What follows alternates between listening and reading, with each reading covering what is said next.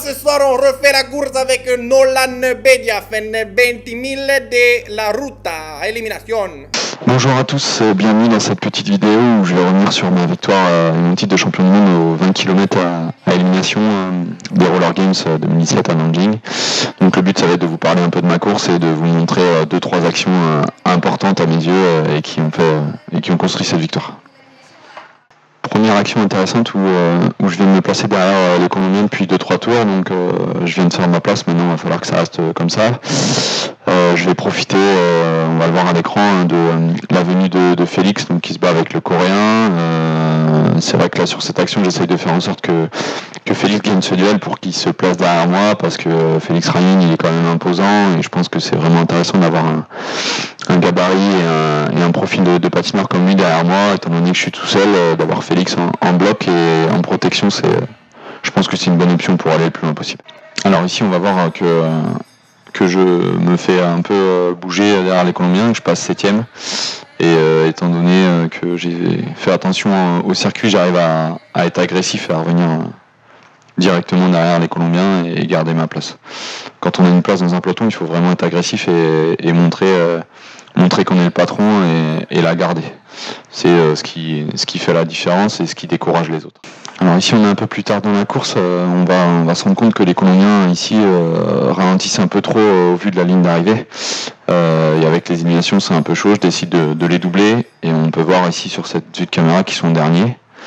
Donc moi je suis fidèle à la bonne statistique de Papou Poupa, de rester dans les 5 premiers un maximum de temps pour me donner plus de chance. Du coup les Colombiens vont repasser devant et je suis toujours dans la même optique de rester derrière cette PR. Donc là je les vois arriver, changement de ligne, reprise de foulée pour vraiment rester avec eux et rester au chaud derrière la paire là, pour moi qui est la paire du coup sur ce championnat du monde la plus solide sur cette course à élimination.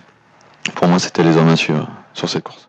Donc ici on voit que je vais perdre la place derrière les Colombiens, l'Italien vient de la prendre, je suis juste derrière lui, j'en profite de son inspi, petit décalage à droite, plus croisé, et je suis déjà passé. Donc c'est un beau doublement, je tenais à vous le montrer parce que il est fait avec vitesse et c'est ce qui fait la différence. On est à 2 tours de la fin, suite à l'élimination précédente, le Colombien, j'étais placé entre les deux Colombiens, donc je replace la paire colombienne devant moi. Au cas où le premier Colombien lance le sprint, je fais en sorte de garder ma place. Ici on le voit avec cette bataille à l'épaule avec l'Argentin. Donc on est à la dernière élimination. Donc là on aborde l'avant-dernière ligne droite, il va y avoir la cloche sur la ligne. Donc je suis le leader colombien. Ici je décide de prendre les devants parce que je suis persuadé que je peux le faire de devant et qu'au cas où il y a une attaque de loin, eh bien, que je m'en serve. Et c'est ce qui se passe puisque l'Argentin décide d'attaquer à plus de 400 mètres de la ligne. Là ici je suis pas vraiment dans la spi, je suis pas vraiment dans la foulée non plus, il y a un trou, du coup j'en profite pour le doubler et fermer juste devant lui avant le virage. Ici on peut voir que le Colombien est obligé de faire une roue libre pour contourner l'Argentin, ce qui me permet d'avoir 3 mètres d'avance et ensuite de gagner, de venir m'emporter.